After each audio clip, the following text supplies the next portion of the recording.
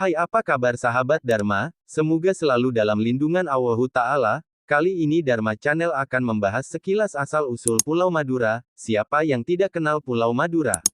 Pulau dengan penduduknya yang ramah dan sopan serta banyak keunikan di dalamnya, belum lagi banyaknya potensi wisata di dalamnya seperti Kerapan Sapi, Pantai Camplong di Sampang, Masjid Syekhona Muhammad Kholil di Bangkalan dan potensi wisata lainnya di Kepulauan Sumeneb yang tidak kalah dengan tempat wisata lainnya. Namun ada baiknya jika saudara mengetahui terlebih dahulu asal-muasal Pulau Madura hingga sekarang menjadi sebuah pulau yang didiami oleh banyak orang dan berikut adalah ceritanya.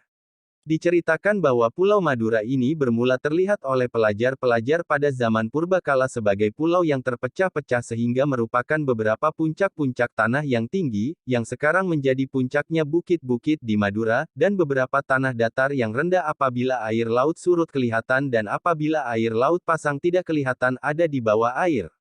Puncaknya puncak yang terlihat itu diantaranya yang sekarang disebut Gunung Geger di daerah Kabupaten Bangkalan dan Pegunungan Pajudan di daerah Kabupaten Sumeneb. Diceritakan bahwa pada zaman purba ada suatu negara yang bernama Negara Mendangkawulan yang di dalamnya terdapat sebuah keraton yang bernama Gilingwesi, rajanya bernama Sang Hyang Tunggal. Menurut dugaan orang Madura dikiranya ada di suatu tempat di dekat Gunung Semeru di dekat puncak kala yang bernama Gunung Bromo, zaman tersebut kira-kira sekitar tahun 929 Masehi. Raja tersebut mempunyai seorang putri yang masih gadis. Pada suatu hari, putri tersebut bermimpi kemasukan rembulan dari mulutnya terus masuk ke dalam perutnya dan tidak keluar lagi. Setelah beberapa bulan setelah kejadian itu, putri tersebut menjadi hamil dan tidak ketahuan siapa ayah dari calon bayi tersebut. Beberapa kali ayahnya bertanya tentang sebab musababnya, tapi putrinya sama sekali tidak menjawab karena ia pun juga tidak mengetahui apa yang telah terjadi pada dirinya. Raja tadi amat marah dan memanggil patihnya yang bernama Pranggulang. Patih tersebut diperintah untuk membunuh putri tersebut dan membawa kepala putrinya ke hadapan raja tersebut. Apabila patih tersebut tidak sanggup memperlihatkan kepala putrinya itu, maka patih tidak diperkenankan menghadap raja dan tidak dianggap lagi sebagai patih di kerajaannya.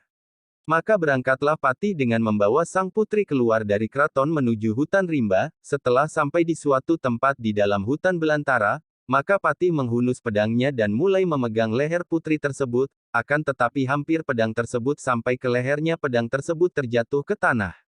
Setelah kejadian tersebut sang patih termenung dan berpikir bahwa hamilnya putri tersebut tentu bukan dari kesalahannya, tetapi tentu ada hal yang luar biasa dan akhirnya Patih Pranggulang mengalah untuk tidak kembali ke rajanya dan mulai saat itu ia berubah nama menjadi Kijahi Poleng. Poleng artinya dalam bahasa Madura yakni kain tenunan Madura, dan ia merubah pakaian yaitu memakai kain, baju dan ikat kepala dari kain poleng.